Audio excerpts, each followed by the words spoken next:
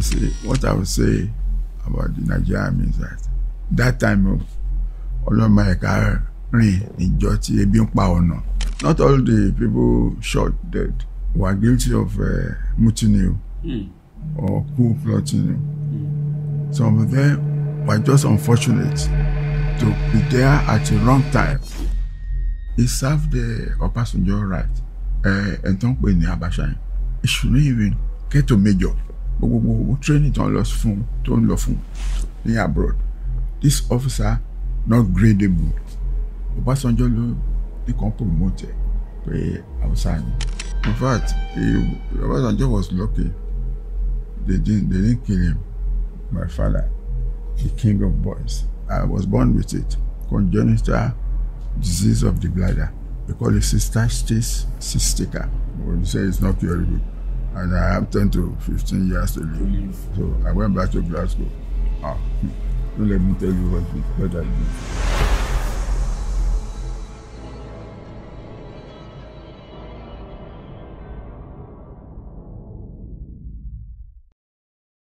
In the annals of Nigerian history, amidst the tapestry of leaders and luminaries, emerges the uncommon story of retired Colonel Chief Dr. Sunday Adekunle Majekodunmi, a man of many titles, Aare ono Kakanfo ono Egba, and Otun Ba'asegun of Egba-land. Born into a lineage steeped in regal heritage, he is the illustrious son of E.A. Afolabi Majekodunmi, revered as the King of Boys. In an exclusive dialogue with Independent, Chief Majekodunmi unveils the chapters of his remarkable life's journey, a narrative that traverses the epochs from colonial rule to the democratic era. Through his lens, we delve into the fabric of his childhood, his formative years intertwined with encounters with the titans of military leadership. What lends an even more awe-inspiring clue to his journey is his revelation that once a physician had forecasted only a decade or two left to his life. Yet, here he stands, celebrating his 90th year. Join us as we embark on a journey through the extraordinary odyssey of a man whose imprint is indelibly etched into the very fabric of Nigerian history. That was my father, the king of boys.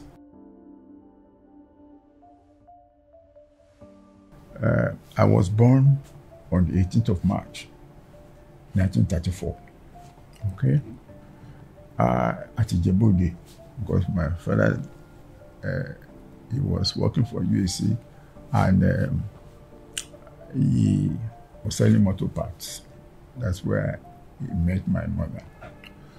So, after spent some early years in Ijebode before I moved to Abacha. By 6 to 7 years we were at Abacha. And that's where I spent my early years. I went to school, primary school, missionary school. It's a kuta, that is in Kirikou area. So from there, after, because we really do primary school there, then up to Form 2, then Form 3 and above, we went to OUS, Okeono United School at Iberekodo.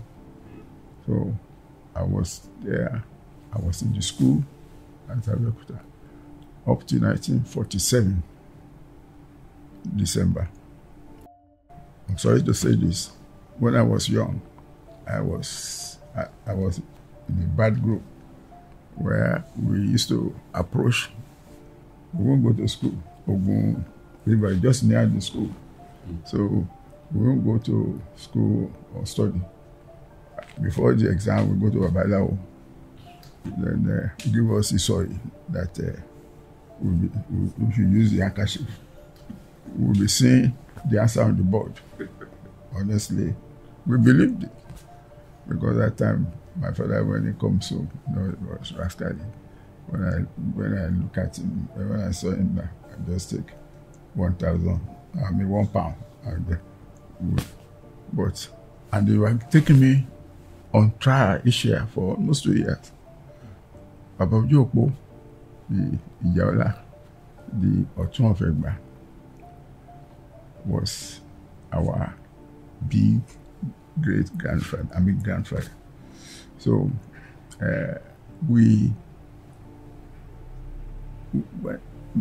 was not easy when I failed the exam. Of course, you don't see answer on the board. And no matter how many times you rub and then with perfume too in the ink.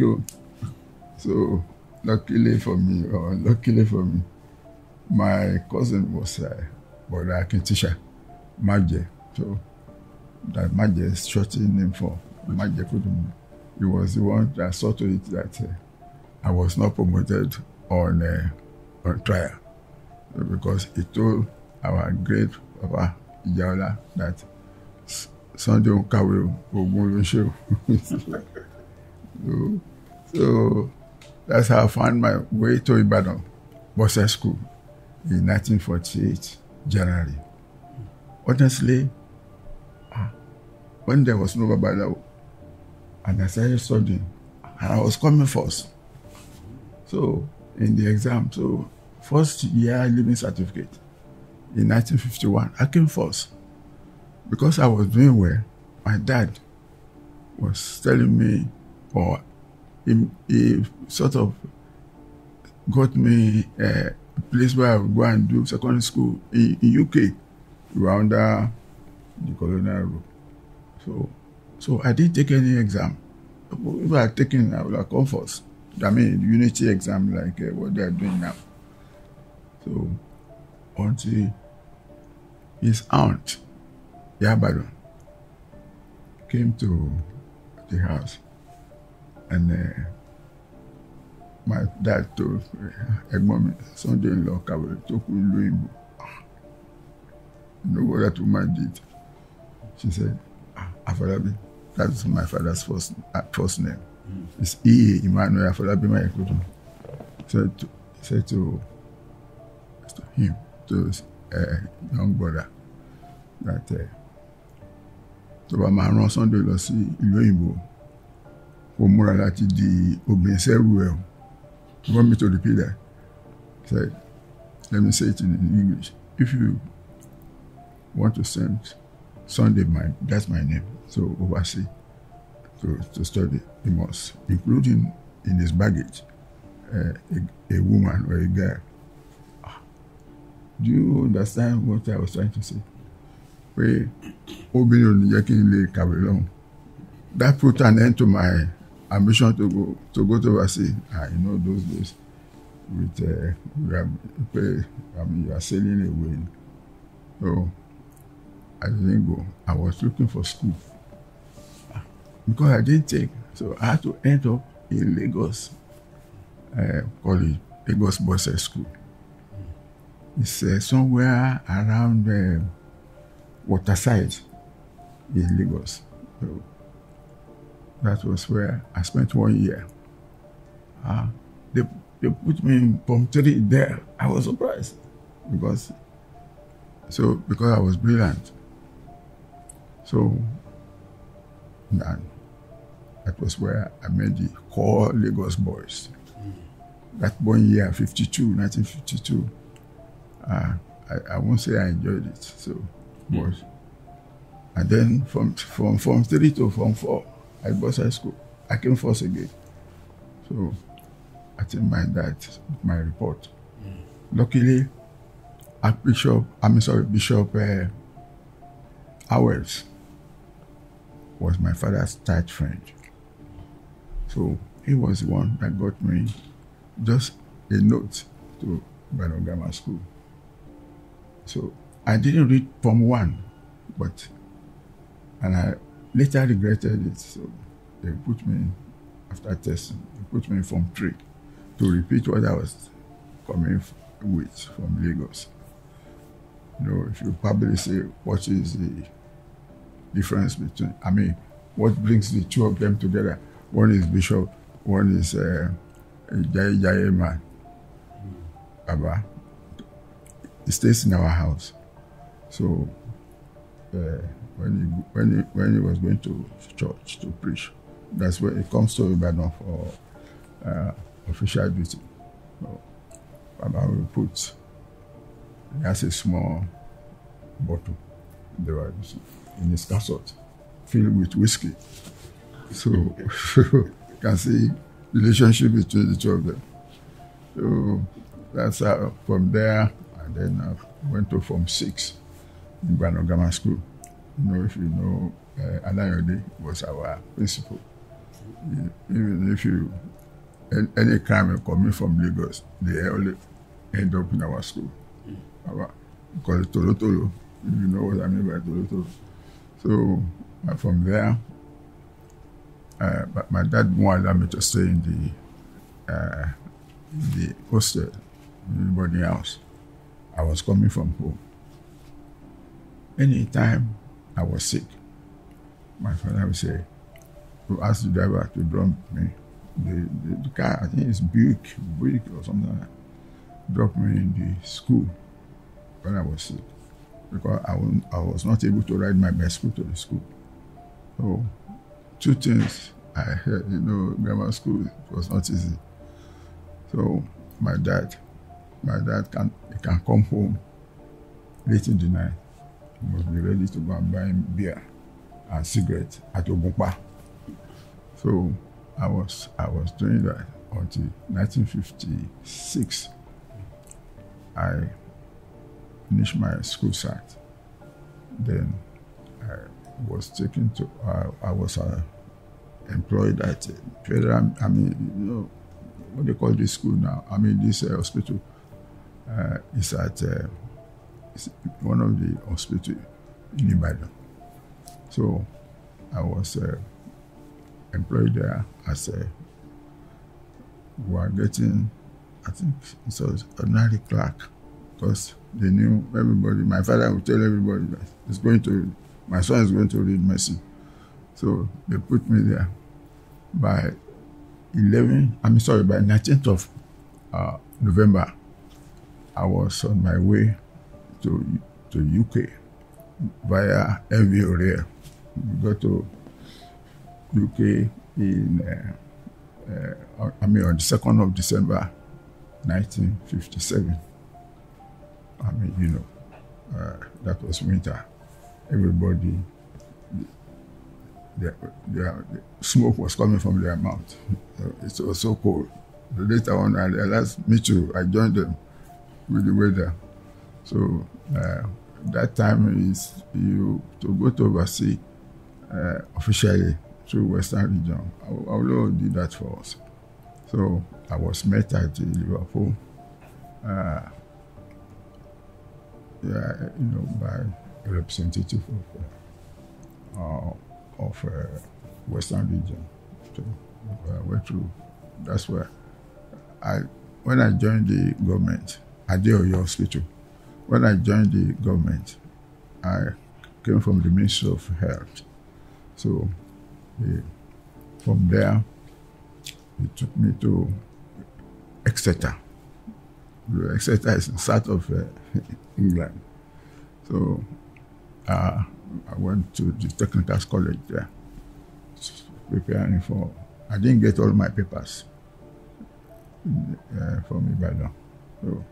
So I got P in English, and I need one subject more to do medicine, physics. So I got P in those two.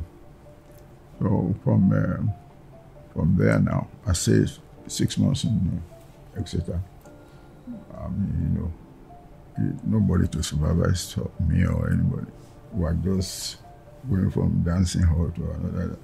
So I moved to London to finish all my papers for O-level. Then when I heard about Coventry Technical College, which is now a university, so and I saw some of the boys there who are my classmates, not in the same school, but from different. So there I prepared for my GCE So by 1960, I passed at that time you have to pass all your 3 subjects at a time. So by 1st of October, I was already in University of Glasgow.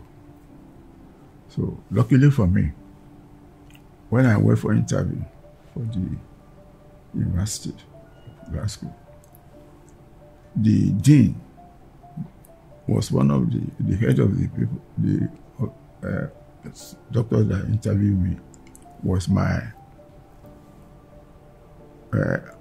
uncle's classmate, who happened to be the first doctor in our family, from my family. So he didn't allow the rest to talk to me. He was just asking me about my uncle. I said, so when they now told him that the other members of the panel said, it's time. Oh no, himself was the one said, any more questions? They said, no. That's how I got to Glasgow. And I stayed in Glasgow for 6 years. So to do my medicine. I completed it in 1st of July, I should say July, or no, in June, because June 1966.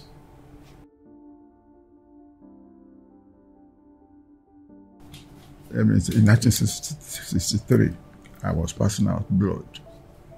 So, in urine. After my second MB. That's MB is Master of Bachelor. So, they thought it was bilharziasis, schistosomiasis is a disease that you get when you go to swim in Ogun River, which I did a lot. So, when I was in the OUS. So from there, what do you call it now? The professor of urologist. What is the prognosis when they discover that what I had was congenital, I was born with it, congenital disease of the bladder. We call it cystitis cystica. Don't bother about the detail, about those. So, and I heard what the professor told the registrar, that it's not curable. So they said that the professor replied, 10 to 15, plus or minus. In the medical field, what it means is that I can only live 10 to 15 years, because the cyst formation in the bladder can go and block the entrance of the ureter to the bladder. That is the small pipe that comes from the kidney to enter the bladder before it goes to pass the urine.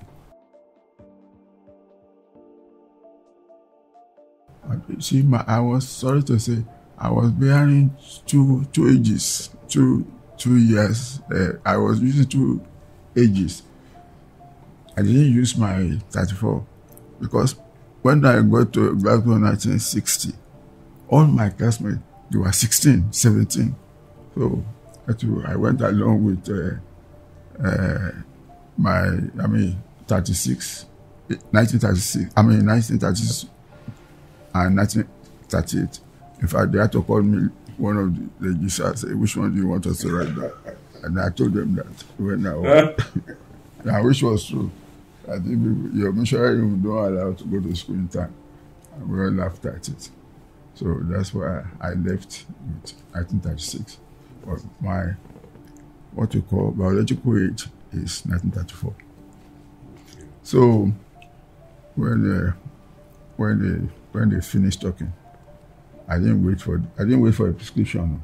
They say it's not curable, and I have 10 to 15 years to live. So I went back to Glasgow. Don't let me tell you what I did. I mean, somebody's waiting to die.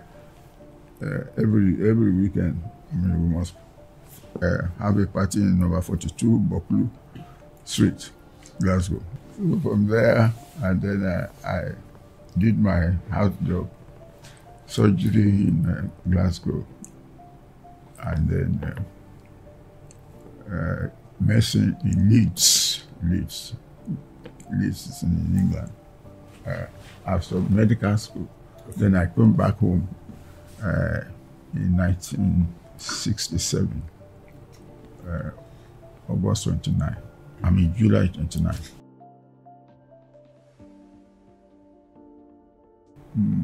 It's one of those things. Let's say, let's put everything to good life. I don't involve in something I cannot handle. I've been careless in the past. Nobody is perfect. And I believe in destiny.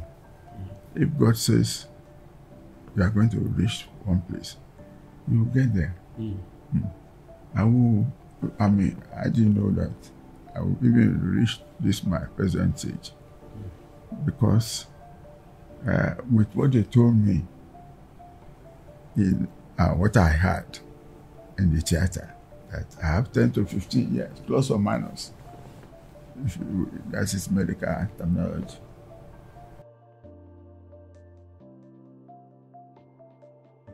What happened was that in the middle of the war, the Igbo doctors have gone back home from UCH. UCH paid for my, or government paid for my transport for myself, Mark's mother, and Mark and Jennifer as well. So to come home. So I was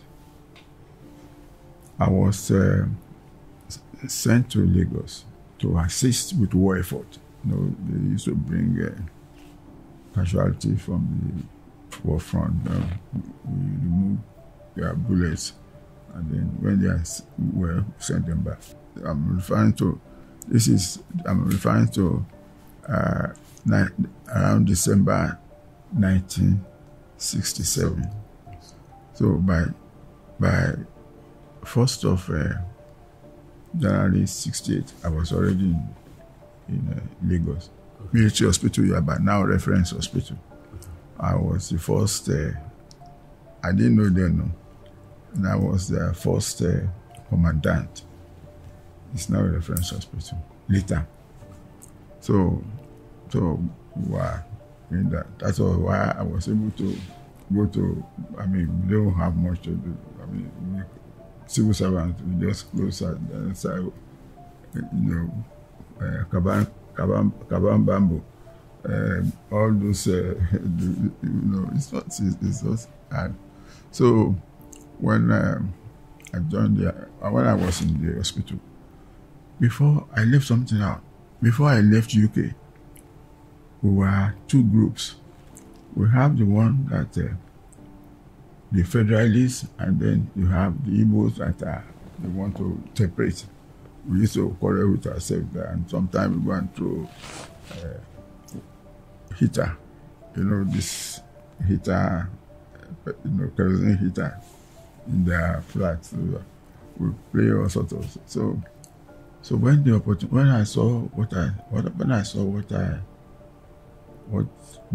the war was going on, Ojukwu promising to have a breakfast in Lagos. I said, over my dead body. So I joined. So by 26th of April, 1968, I was commissioned as captain. You became a captain in 1968? Yes, and shipped to 44.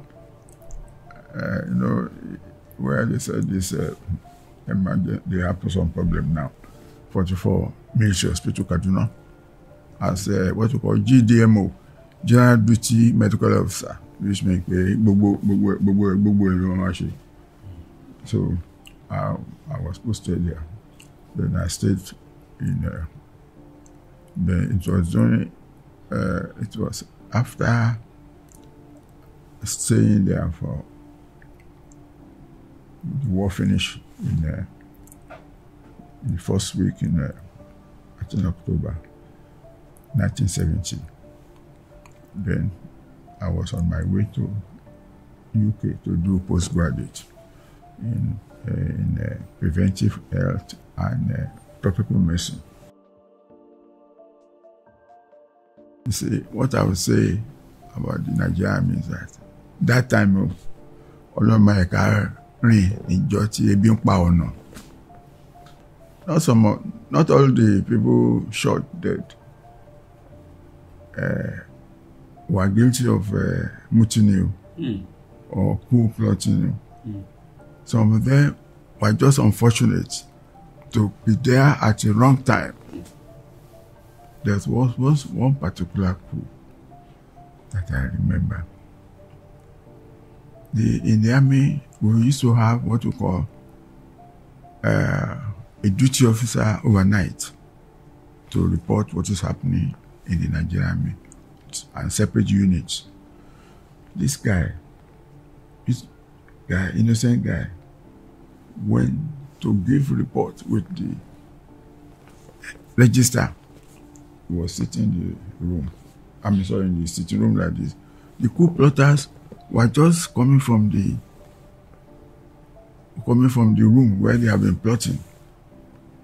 Of course, when you see your senior officer, you have to stand up and salute. So they saw him. They said, Papa, he was. They didn't say Papa. They said he was one of them. So when they were interviewing the coup plotters, they mentioned his name. I mean, you tell me, how does he escape that?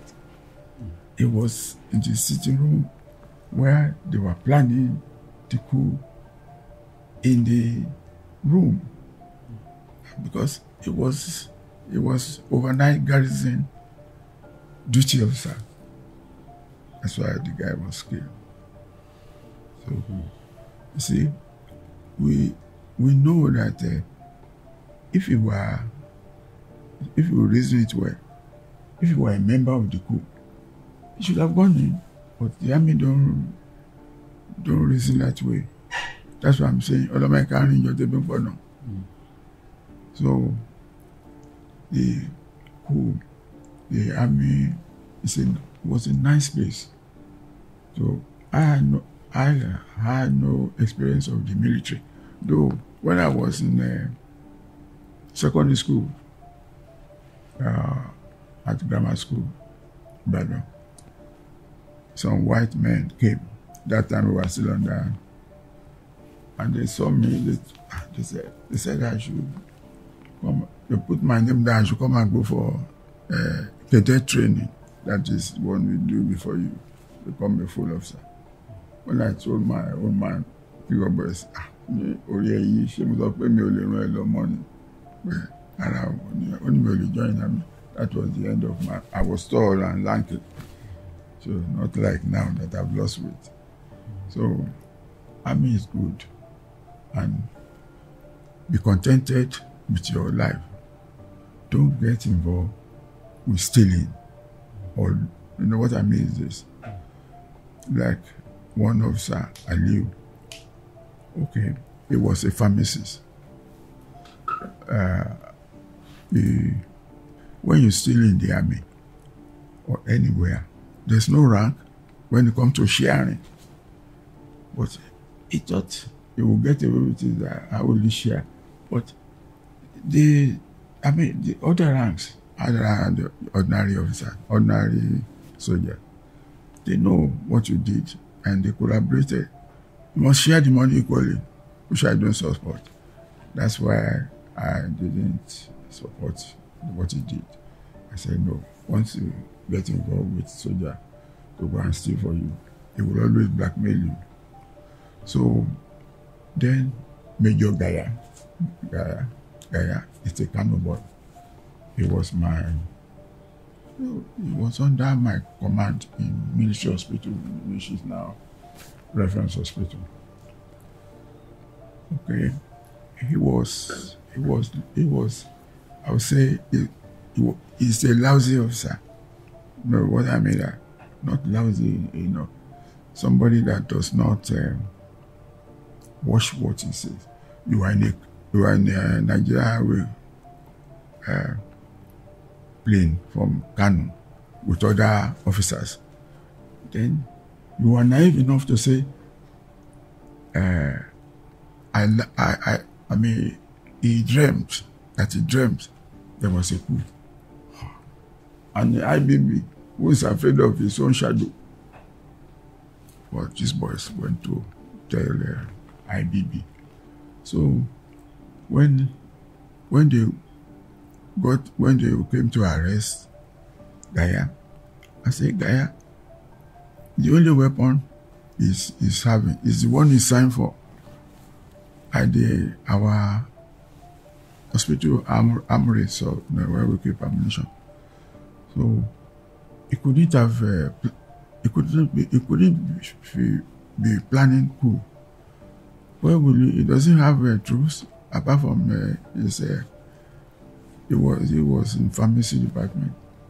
So one of the officers came down when I said that I have to go and plead for the boy.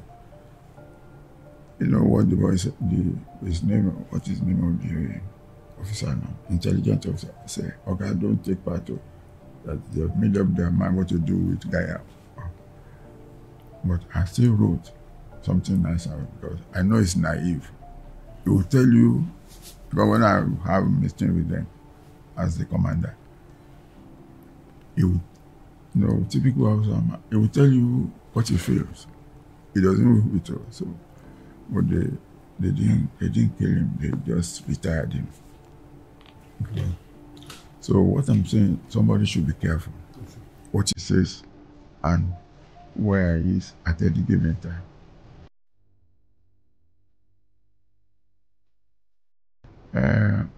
I would like to remember one thing. It's about T.Y. Danjuma.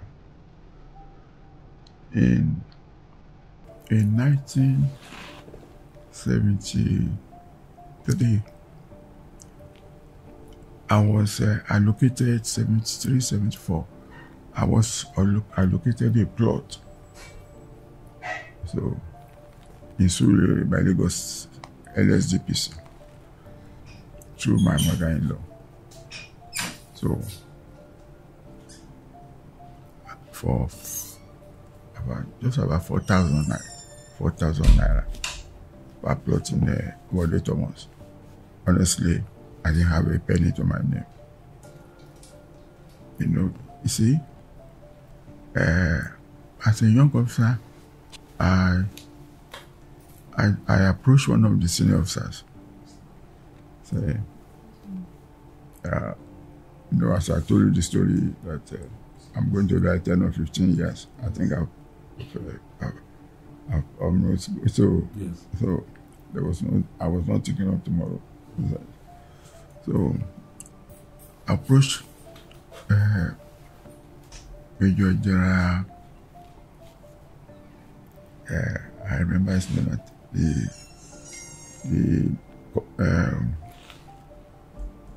the brigade commander, Bajowa. I said, I'm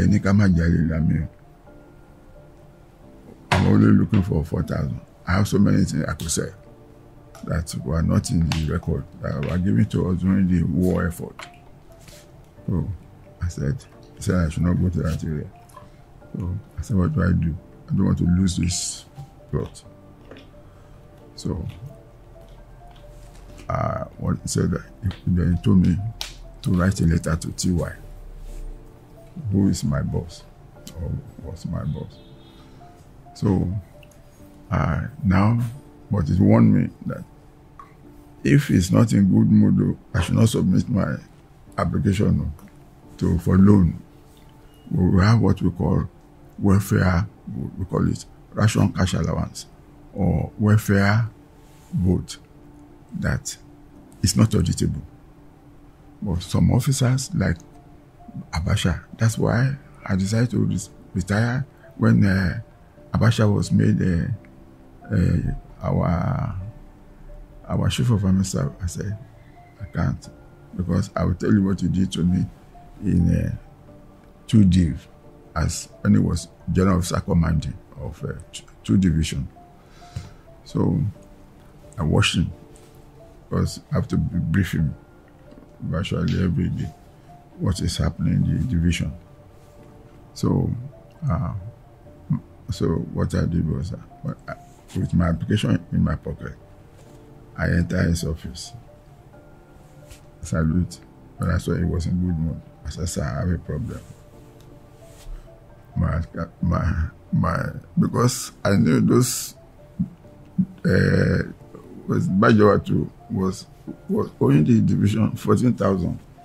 They only give me, I was a junior officer major at that time. I was junior officer 3. I asked for 10,000 from the welfare. So then when he read it, they all look the same. Because they've told me what to write. So, and then he approved 10,000 naira. Remember that time, 1973, compared with what they are selling in the land now. So my problem now is that then I thank him.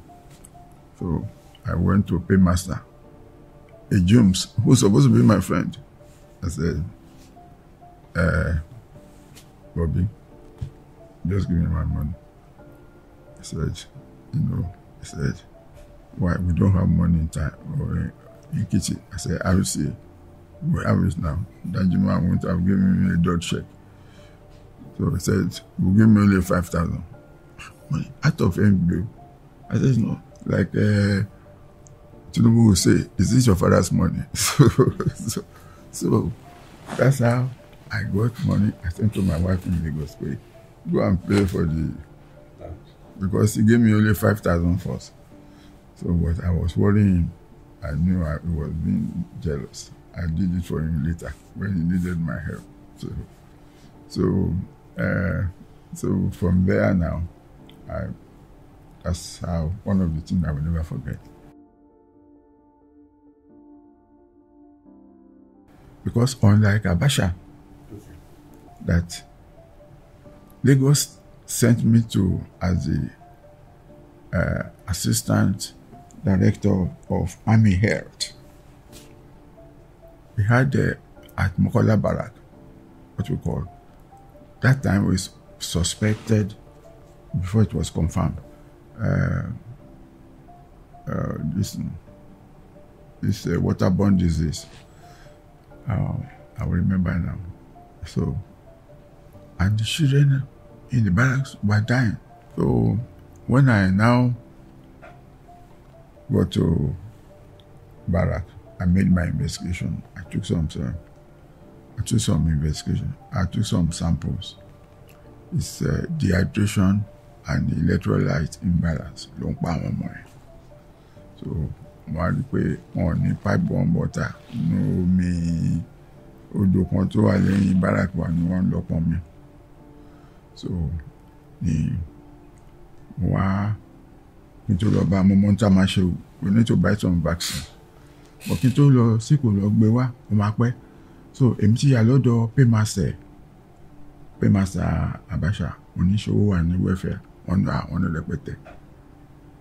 With that, let me lọ selfish at mo very fun. Sir, please release some money to your chief medical officer, Wole Odunsi, Odunsi, to buy vaccine for cholera. But when I get to Lagos, I'll make sure we'll refund you.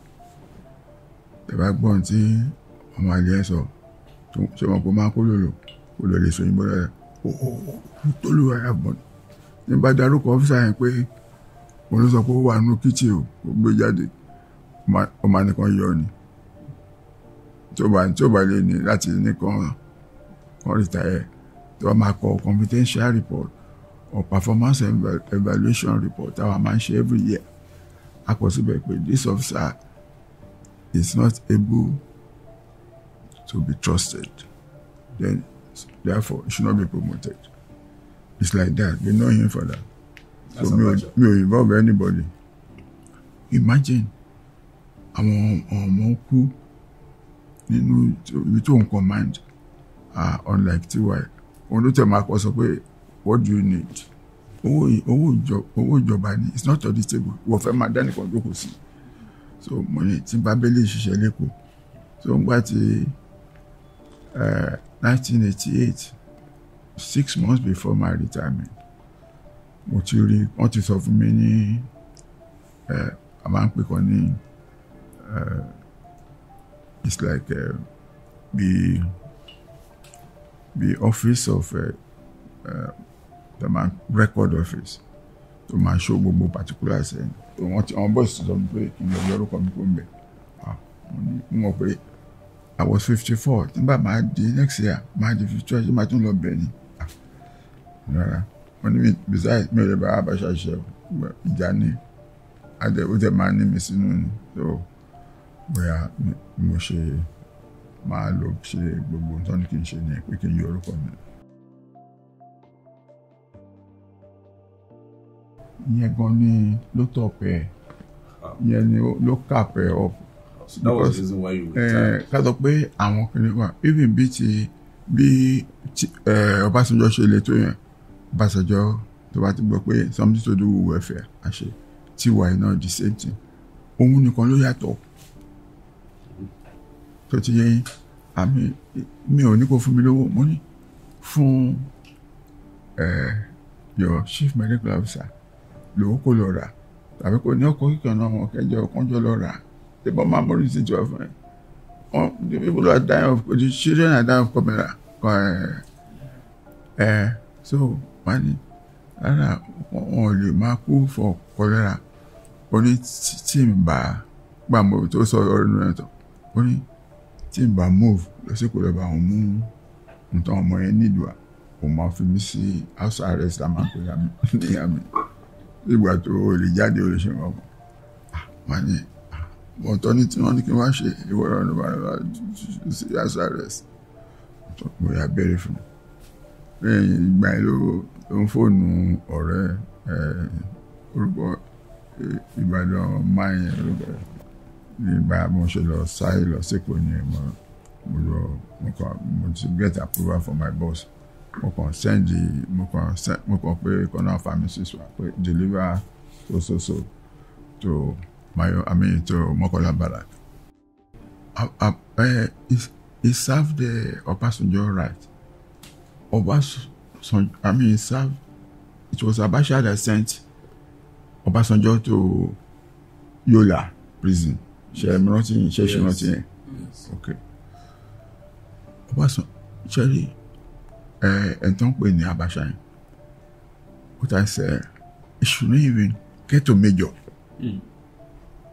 Because Obasanjo ló position ẹ̀ gbogbo training tó ń lọ fún ní abroad. This officer not gradable. Ṣé mo ti mọ̀ mi báyìí Abacha. So kò yẹ kó kọjá major rárá. Obasanjo ló ní kan promote pé Hausa ni pé kò for balancing báwo. Wọ́n ní wọn ò lè grade yàn.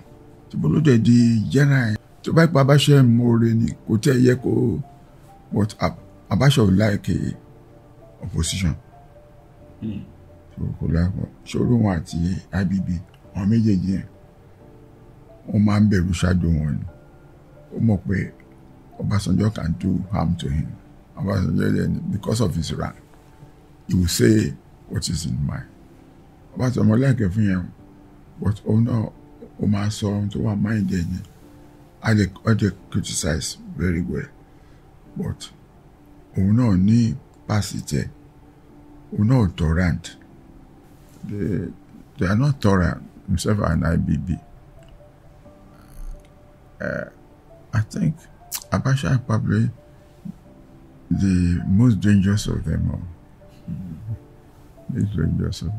Just I move with IBB, but not with Abacha. Since that day, when he said he was going to lock me up for giving them the money for welfare vote to go and buy a vaccine for the cholera that's raging in Mokola Barak, he refused. That's why I said, when they said that, when I knew, when it came to Chief of Army Staff, Chief of Army, I said, no, I can't work with him. It's not lettered as such, but Obasanjo can finish him internationally because he travels a lot and is more educated. So, and the world will believe what he says. So that's what he doesn't. Obasanjo was criticizing. He didn't like that. In fact, Obasanjo was lucky. They didn't kill him because some of them, like the one they killed with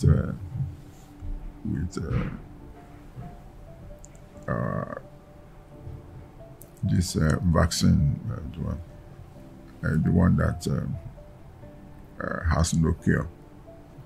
So, Obasanjo is, apart from his small problem, he's not a wicked officer. Mm-hmm. But when you stand by something he wants to see done.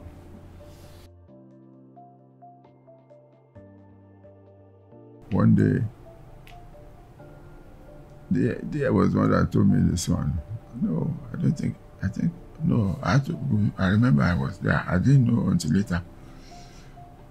You see, when the GOC visits your formation, your unit or your division. So, because what you call this secret, because welfare, you must provide welfare for the GOC. What you have to organize a party. If he decides the girl on your table, the ADC should go and bring her. You have no choice because you are not supposed to bring your wife there. You know what I mean? Take your wife there. So what happened to Dia was that when it was just an ordinary man. It was an ordinary officer. GOC, then they should bring Dia's girlfriend. Dia did something that everybody approved. These girls, they are with you today. Tomorrow they are elsewhere. So he just said, you know what Dia did? He said, with pleasure.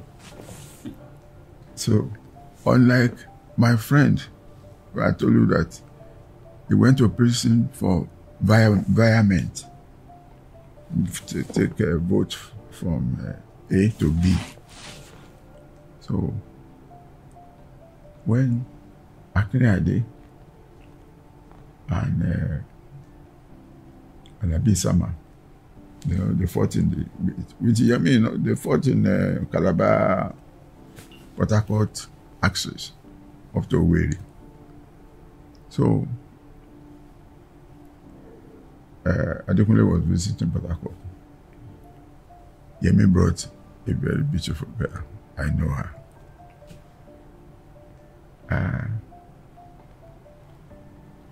What do you call it? Adekunle said, General Adekunle said, you should bring Yemi's girlfriend. You know what my stupid girl did? My stupid friend did? He said over his dead body. Of course, he slept in the guard room that night. I said, what for what? It's not your wife. Oga said he wants your girl. If you know that you want to marry her, why bring her here? So that's one of the things I don't like about Army. Would that be saying to my appeal, the person to your appeal? What if we are covering notes, the prison officer, and this guy is serve so years. So, the civilian rule that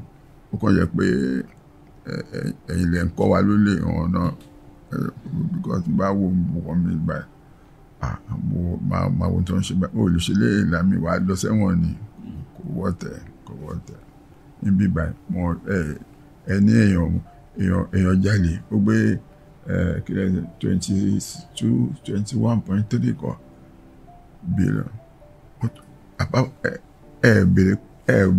wọn béèrè pé kó recover owó yẹn wọ́n ní kó má serve prison kó lọ san 250,000 èmi ò gbọ́ wẹ́rẹ́ l'Abuja kó má serve prison instead pé 2 years or kó san 250,000 báwo wọ́n ti dájọ́ fún ẹ bẹ́ẹ̀ yẹn wọ́n máa yọ pípẹ́ wọ́n máa wà ẹ lọ sí Kirikiri nìyẹn.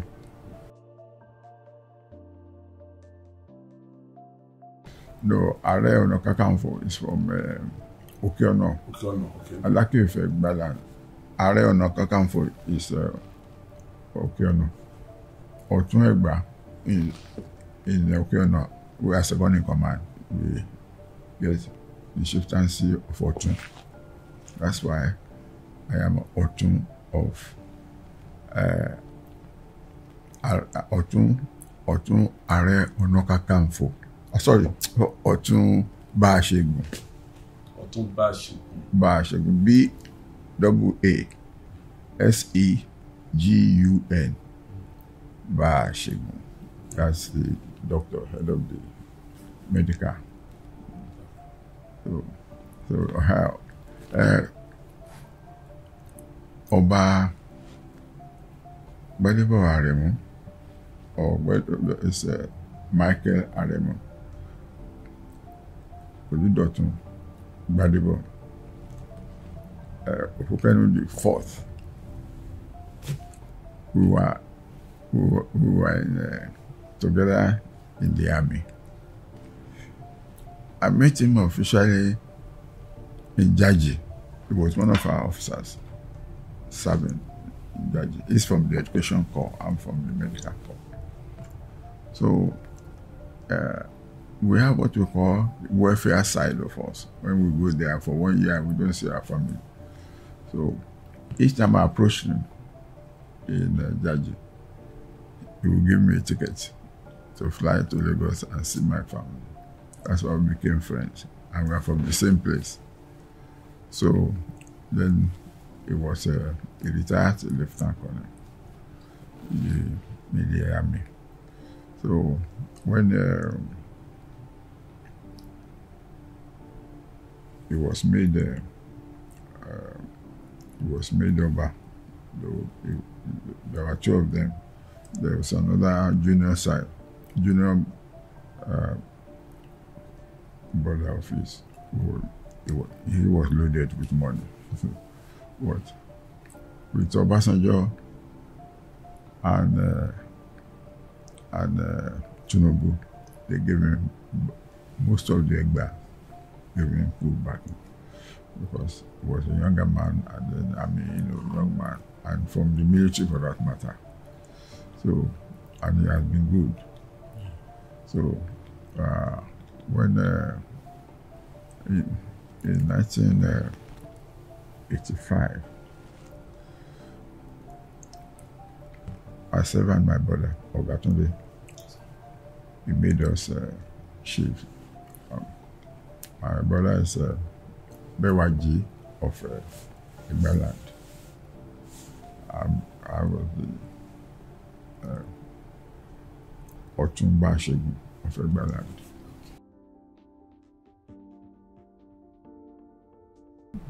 There's hunger in the land. I mean, how can somebody be buying Gary 3,000 naira for one Ike or empty gallon of paint? I don't think it's right. The insecurity is there. We can't go anywhere without kidnapping. The corruption is so poor. And the running of the government, the governance is too expensive. If you want to do it well, you must start from top. I mean, imagine a member of, or a senator or a House of Reps goes home with every month with 30-something million for what? We can't afford it. You know, they have to, even if they have to cut my own pension it's okay as long as you know that this thing will help the Nigerians in the end. But the way we are going, inciting the military to come in, but it's not the solution at all. The civilians can get together and reduce their wastage. It's the running of governance that's the problem.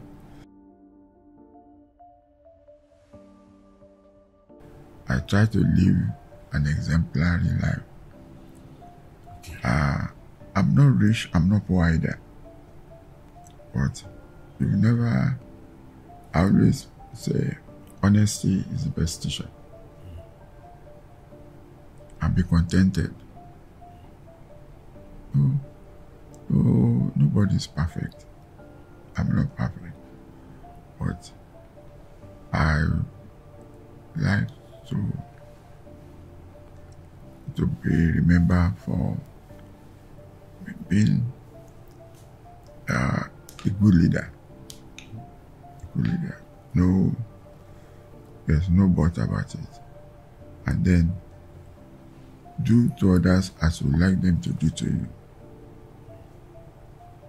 I always like that. Respect people's views. Especially, as I said, nobody's above mistake. And I don't say you should accept, but be a good listener. Before you can criticize, you must be able to listen first.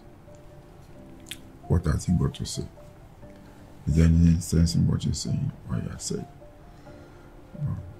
I want to be remembered for the good I've done to others. And then when they ask for forgiveness if I've offended anybody.